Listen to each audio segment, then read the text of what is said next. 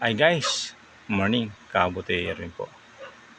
Tara, panoorin po ang buong video para malaman natin yung ating logbook tutorial episode 16. Ito guys yung example 1700 hours na pag tayo ay nasa pwesto, lalo kung pang araw tayo, either pang gabi, na i-check na natin yung ating area of responsibility, kung ano yung observation natin na dapat natin din i-take note. Kung doon naman sa pwesto natin, podium, ano ba dapat ang kailangan doon, yung mga equipment or items na nandoon.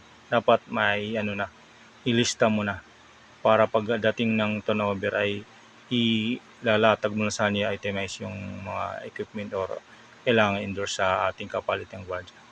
So guys, kung nagustuhan pong video nito, bisitahin po yung aking YouTube account, Erwin Post TV. Din mag-subscribe niya po kayo sa akin. Din yung mga